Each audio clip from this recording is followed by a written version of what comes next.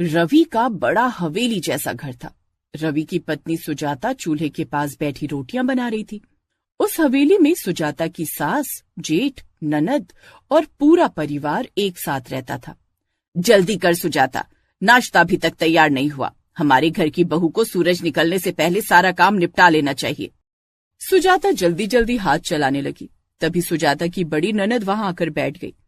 वाह भाभी, ससुराल तो जैसे तैसे कट जाएगा, लेकिन जिंदगी कटेगी कैसे जब से आई हो चेहरा लटका रहता है। नहीं दीदी, ऐसा कुछ नहीं, बस थोड़ा थक गई हूँ। ऐसे ही बहाने बनाकर बैठ गई तो हमारे घर की बहू कहलाने के लायक नहीं रहेगी। सुजाता सिर झुकाए फिर से रोटियां बनाने लगी, लेकिन उसकी आंखों में आंसू थे। कुछ साल ऐसे ही बीत गए। कुछ समय बाद सुजाता ने 3 जुड़वा बच्चियों को जन्म दिया और पूरा घर जैसे मातम में डूब गया। अरे ये क्या अनर्थ हो गया, जुड़वा भी हुए, वो भी लड़कियां। भगवान ही जाने अब रवि का वंश कैसे आगे बढ़ेगा। माँ ठीक कह रही है, मुझे तो उम्मीद थी कि पहली संतान बेटा होगा, लेकिन ये तो कुछ और ही हो गया।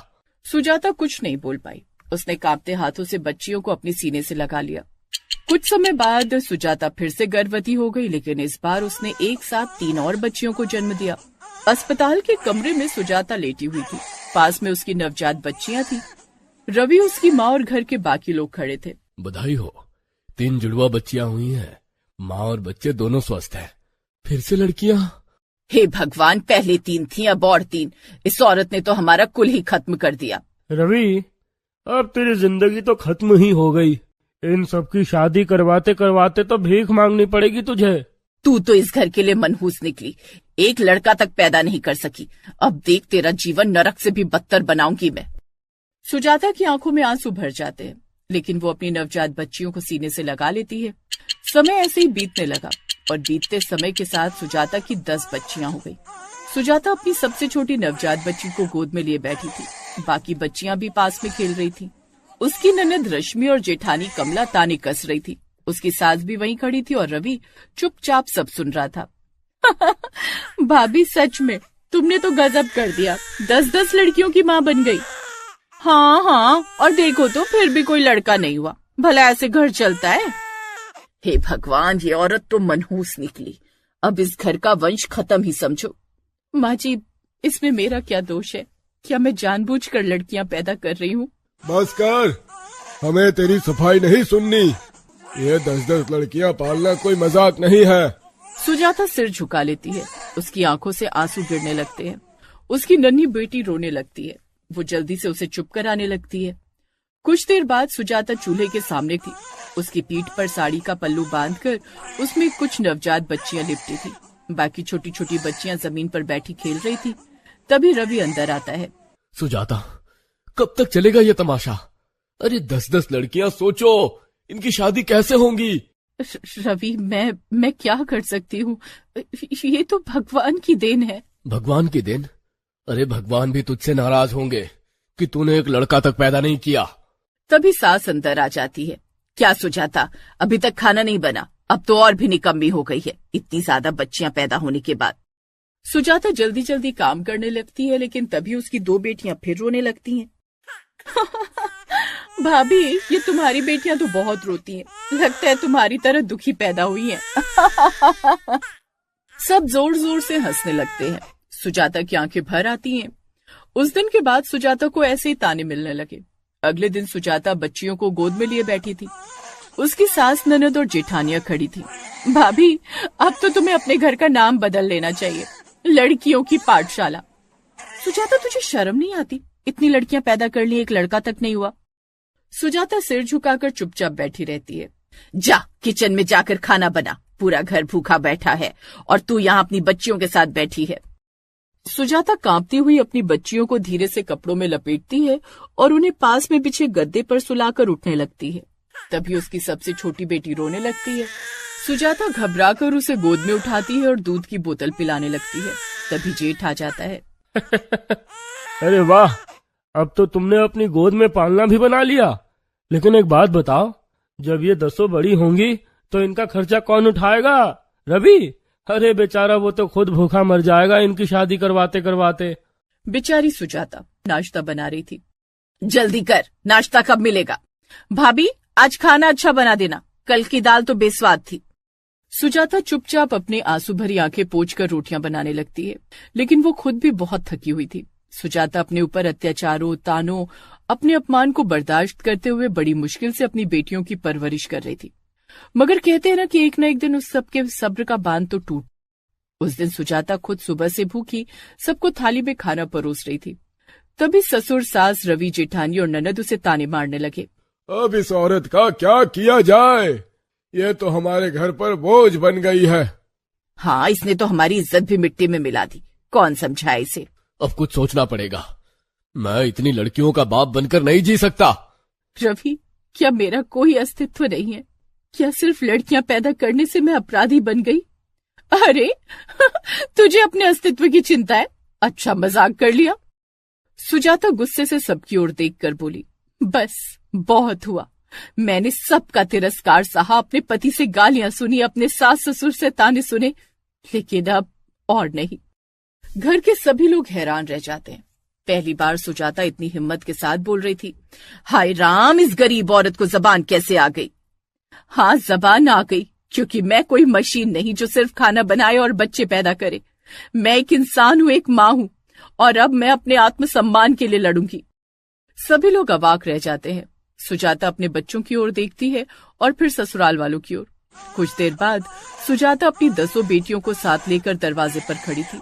उसकी गोद में सबसे छोटी बच्चियां थीं और बाकी बच्चियां उसके चारों ओर बैठी थीं, तो कुछ खड़ी थी। ये क्या कर रही हो सुजाता? मैं जा रही हूँ इस घर को छोड़कर। जहाँ मेरे बच्चों को बोझ समझा जाए वहाँ मैं नहीं रह सकती। और जाएगी कहाँ? तेरा कोई ठिकाना तो है नहीं। ठिकाना मैं खुद बनाऊंगी। जिस माँ ने इन्हें जन्म दिया है वही इनकी परवरिश भी करेगी, और देखना एक दिन मेरी यही बेटियां मेरा गर्व बनेंगी। सभी चौंक जाते हैं। रवि चुपचाप खड़ा रहता है, लेकिन उसे अब अपने अंदर शर्मिंदगी महसूस हो रही थी। अरे लेकिन तुम्हारे पास कोई काम नहीं, कोई सहारा नहीं, कैसे गुजारा करोगी? भगवान ने औरत को सिर्फ घर का गुलाम बनने के लिए नहीं बनाया। मैं मेहनत करूंगी, काम करूंगी और अपनी बेटियों को खुद पालूंगी। मुझे किसी की दया नहीं चाहिए। कहकर सुजाता घर छोड़कर चली जाती है। हवेली का दरवाजा उसके पीछे बंद हो जाता है, लेकिन उसके आगे एक नई दुनिया खुल रही थी। सुजाता अपने बच्चों को लेकर अंधेरी सड़क पर निकल जाती है और घर घर जाकर झाड़ू पोछा करने लगती है। कभी वो दूसरों के घर के बर्तन मांजती, तो कभी हो ठेला लगाकर सब्जियां बेचती। धीरे धीरे सुजाता अपने संघर्ष से आगे बढ़ने लगती है। उसकी बड़ी बेटियां स्कूल जाने लगती हैं। वो सिलाई और कढ़ाई का छोटा सा काम शुरू करती है, जो धीरे धीरे बढ़ने लगता है। कुछ सालों बाद सुजाता की बड़ी बेटियां कॉलेज पहुंच चुकी होती हैं और सुजाता खुद एक सफल व्यवसायी बन चुकी होती है। कुछ समय बाद एक कार्यक्रम में सुजाता को महिला शक्ति सम्मान से नवाजा जा रहा था। मंच पर सुजाता के साथ उसकी 10 बेटियां भी खड़ी थीं। सुजाता जी, आपने इतनी कठिनाइयों के बावजूद अपनी बेटियों को इतना आगे बढ़ाया। आप इस सफलता का श्रेय किसे देना चाहेंगी? उन सभी तानों को, उन सभी अपमानों को जिनकी वजह से मुझे अपनी शक्ति का एहसास हुआ। जब लोग बेटियों को बोझ समझते हैं तो उन्हें साबित करना चाहिए कि वे दुनिया का सबसे बड़ा वरदान है। सभा में तालियों की गूंज उठती है। भीड़ में रवि, उसकी माँ, उसके पिता, उसकी बहनें और जेठानी सब खड़े होते हैं। उनके चेहरे पर पछतावे की लकीरें साफ दिख रही थी। वो सब सुजाता के पास चले जाते हैं। मैंने तुम्हें कितना तुच्छ समझा था सुजाता, लेकिन आज मैं देख रहा हूँ कि तुम हम सबसे कितनी महान निकली। हमें माफ कर दो सुजाता। हमने कभी नहीं सोचा था कि हमारी बहू एक दिन इतनी बड़ी मिसाल बनेगी। सुजाता कुछ नहीं कहती, बस अपनी बेटियों की ओर देखती है और गर्व से मुस्कुरा देती है। आज उसे किसी की माफी की जरूरत नहीं थी, क्योंकि उसकी सफलता ही उसका जवाब थी। अजय और विजय दोनों भाई अपने अपनी पसंद की लड़की से शादी करके घर पहुंचे। अजय की बीवी का नाम सरिता था और विजय की बीवी का नाम ममता। सास गृह प्रवेश के लिए आरती की थाली लेकर आई। मेरी प्यारी बहू ममता का हमारे घर में स्वागत है। कितनी गोरी है मेरी बहू। आजा बहू, अंदर आजा। अपनी माँ की यह हरकत देखकर अजय हैरान हो गया। उसने कहा, माँ, ये कैसा भेदभाव है? आपने अपनी छोटी बहू का स्वागत तो बहुत अच्छे से किया। सरिता बाहर ही खड़ी रहेगी क्या? मैंने कहा था इस काली और बेरोजगार लड़की से शादी करने को। बहू तो इसे कहते हैं। देखने में भी तो कितनी गोरी और खूबसूरत है, ऊपर से सरकारी नौकरी भी करती है। चल बहू, तू अंदर चल, और सरिता तू बाहर तबेले में रहेगी। इतना बोलकर वो ममता और विजय को लेकर अंदर चली गई। इधर सरिता ने अजय से कहा, देखिए आप दुखी मत होइए, आप मुझसे प्यार करते हैं, मेरे लिए यही बहुत है। मैं तबेले में तो क्या, सड़क के किनारे भी रह लूंगी। तो इस तरह एक बहू घर के बाहर तबेले में रहने लगी और दूसरी बहू घर के अंदर। सुहागरात की अगली सुबह ममता सोकर भी नहीं उठी थी कि तभी उसकी सास उसके लिए खुद चाय बनाकर ले आई। अरे मेरी प्यारी सरकारी नौकरी वाली गोरी बहू, उठ जाओ, चाय पी लो। अरे सासू माँ, आप चाय बनाकर क्यों ले आई? उस नौकरानी से कह दिया होता। बहू, अभी तक तो हमारे घर में कोई नौकरानी नहीं है। अरे मैं आपकी उस काली बहू की बात कर रही हूँ। अरे उस कमबख्त को तो मैं अपने घर में ना घुसने दूं। तुम चाय पियो, मैं जरा उस नौकरानी को काम देकर आती हूँ। इतना बोलकर उसकी सास उठकर तबेले में गई तो देखा कि सरिता तबेले में बैठकर कुछ पढ़ रही थी। यहाँ चुपचाप बैठकर आराम क्यों फरमा रही है? कोई काम धंधा नहीं है तेरे पास? जल्दी से पूरा तबेला साफ कर, बाकी का बाद में बताती हूँ। जी सासू माँ। इतना बोलकर उसकी सास वहां से चली गई। इधर सरिता, आज भी रिजल्ट नहीं आया, कितने एग्जाम दे चुकी हूँ, कहीं ना कहीं तो हो ही जाना चाहिए। लगता है ऊपर वाले को कुछ और ही मंजूर है। उसने अखबार एक किनारे रखा और भैंसों को खोलकर तबेले के बाहर करने लगी। भैंसों को बाहर करने के बाद तबेले में झाड़ू लगाने लगी। वहीं दूसरी तरफ उसकी सास किचन में जल्दी जल्दी खाना बनाने में लगी थी। जल्दी जल्दी खाना बनाकर टिफिन लगा देती हूँ, बेचारी को नौकरी पर जाना होगा। तभी बाहर से ममता की आवाज आई, माँ जी जल्दी करो, मुझे लेट हो रहा है। हाँ हाँ बस हो गया बहू। उसकी सास जल्दी से खाना पैक करके ममता के पास आई और उसे देते हुए कहा, शादी के बाद पहली बार तू नौकरी पर जा रही है, भगवान तुझे खूब तरक्की दे। भगवान क्यों तरक्की देगा? नौकरी पाने के लिए मेहनत दिन रात मैंने की है और सारा क्रेडिट आप भगवान को दिए दे रही हो। इतना बोलकर ममता वहां से निकल गई। बाहर जाकर उसकी नजर सरिता पर गई जो कि तबेला साफ कर रही थी, जिसे देखकर ममता हंसने लगी। तेरी औकात बस यही है। इतना बोलकर ममता वहां से चली गई। उसके जाने के बाद उसकी सास सरिता के पास आई। ओए कलूटी, तबेला साफ कर दिया? हाँ सासू माँ। अब जल्दी से भैंसों को नहला दे और सारा गोबर उठाकर तालाब के पास फेंक देना। जी सासू माँ। इतना बोलकर उसकी सास अंदर जाकर फिर से आराम फरमाने लगी। इधर सरिता बेचारी ने अभी तक खाना तक नहीं खाया था। किसी तरह उसने भैंसों को नहलाया, फिर गोबर फेंकने तालाब के पास चली गई। वापस आकर उसने अपने लिए मिट्टी के चूल्हे में खाना बनाया। शाम को जैसे ही ममता काम से वापस आई, वैसे ही उसकी सास उसके पैर दबाने लगी। ये बुढ़िया तो बहुत लालची है, पैसों के लालच की वजह से जब देखो तब मेरी चापलूसी किया करती है। इसे तो अब नौकरानी बनाकर रख सकती हूँ। बहू बोलो, चाय पियोगी या कुछ और? पहले तो थोड़ी देर तक पैर दबाओ, फिर मेरे लिए शरबत बनाकर लाना और खाने में आज मटर पनीर बनाना। बिल्कुल बहू। ऐसे ही धीरे धीरे रात हो गई। तबेले में मोमबत्ती जलाकर सरिता कुछ पढ़ रही थी, तभी वहां उसका पति विजय आ गया। सरिता, तुम अभी तक तैयारियों में लगी हो? तुम्हें अभी भी उम्मीदें हैं? मैंने इतने सारे एग्जाम दे डाले, कहीं ना कहीं से तो एक बार दरवाजा खुलेगा ही। इतनी मेहनत का फल तो मिलना ही चाहिए।